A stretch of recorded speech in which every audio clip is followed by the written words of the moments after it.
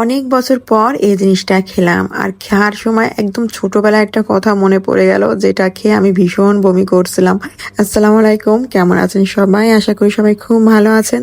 বাইরে বের হয়েছিলাম আমরা একটু আলাদা কাজে। তো আমার একটা যেটা অভ্যাস, তো বাইরে যখন একটু বের হই তো আমি একটু ঘুরি ছেলেকে নিয়ে, মানে এখানে অনেকটাই ঘোরার একটু জায়গা, একটু আবাসিক এলাকা মতন। তো ঘুরতে আমার বেশি ভালো লাগে, একটু বাতাস খাওয়া যায়, একটু মনটা ফ্রেশ হয়ে যায় আর কি।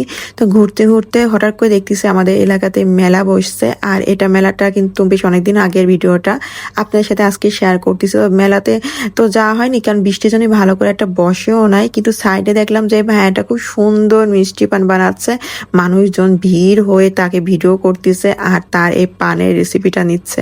তো ব্যাস আমি আমার রিক্সালাম, আমাকে বললাম যে মামা একটু দাঁড়ান, আর ওই যে দাঁড়ায় আছে আমার রিক্সাটা, আমি দাঁড় করে রেখে বললাম যে আমাকে একটা এরকম মিষ্টি পান বানা দেন, কি কি পান আছে। তো সে তো লম্বা অনেকগুলো লিস্ট দিল, তার ভিতর সবচেয়ে যেটা দামি, মানে 160 টাকা নিচে একটা পান, মানে ভাবা যায়, মানে সবকিছু দিয়ে একটা মিষ্টি পান আমরা নিয়ে নিলাম। আর এটা আমি পার্সেল করে নিয়েছি, কারণ বাসায় গিয়ে এটা ভাগযোগ করে খাবো, যেহেতু প্রচুর মশলা একসাথে তো খেতে পারবো না। কারণ ছোটবেলায় একবার এক নানার সাথে আমি ঘুরতে গিয়ে ওই মিষ্টি পানটা খেয়ে না আমি বমি করে দিয়েছিলাম, মানে এত পরিমাণে মিষ্টি, এত পরিমাণে মিষ্টি। তো এই ভয় আমি আর খাইনি, সত্য কথা। তো যাই হোক, যেহেতু মিঠাই মন্ডার সামনে পড়লো, আর এই যে পড়লো তো পড়লো, আমার তো চোখ, মানে কি বলবো, আমি তো খাই না মিষ্টি অত, কিন্তু কিনতে ইচ্ছা করে আমার খুব বেশি। কারণ এখানে নারিকেলের লাড্ডু থাকে, আর লাড্ডুটা একদম মানে খুবই মজা থাকে। তারপরে নারিকেলের ওই যে অনেক কিছু, মানে কি বলবো, অনেক কিছু বসে। আসলে মানুষ এগুলো খাওয়ার জন্য এত গায়ে চেপে বসতেছে, মানে মানুষের গায়ে উঠে যাচ্ছে, এত পরিমাণে ভিড়, ভাবেন মানে কি একটা অবস্থা। তো আমি বেশি কিছু নিব না, খুবই অল্প নিব, কারণ বেশি ভালো লাগে না মিষ্টি জিনিস খেতে। খুবই অল্প অল্প করে সব কিছু একটু ট্রাই করব। তো আমি এখানে দাঁড়ায় পড়ছি এক জায়গায়, কারণ এখান থেকে সরলে আর জায়গা পাবো না।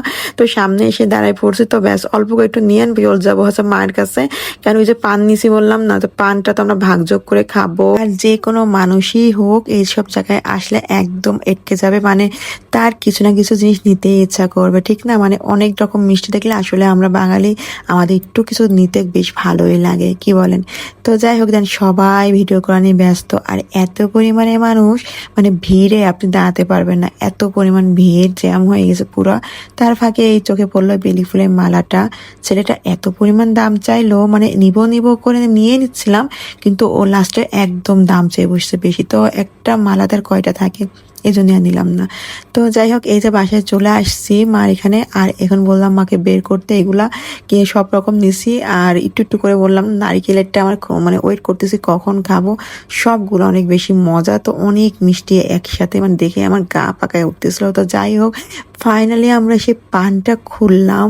তো পানটা খোলার পরে দেখেন এত পরিমাণে মশলাদার, এত পরিমাণে মশলা, কখনো সম্ভব এটা একা খাওয়া? তো আমি যেহেতু পানটা অনেক বেশি বড় ছিল, আমি এটা ভাগযোগ করে সবার মুখে মুখে করে দিচ্ছি, আর সবাইকে সালাম দিচ্ছি। আমার ছেলে তো বেজায় খুশি, বেজায় খুশি। সালাম দাও রে। আসসালামু আলাইকুম। ওয়ালাইকুম সালাম বেটি, খাও। চিবা ভালো চিবা ফেলবা না, 160 টাকা দাম, ফেললে মার হবে। মানবি না, এটা শুকায় যাবে না। তো আজকের ব্লগটা এই পর্যন্ত, সবাই ভালো থাকবেন, আল্লাহ হাফেজ।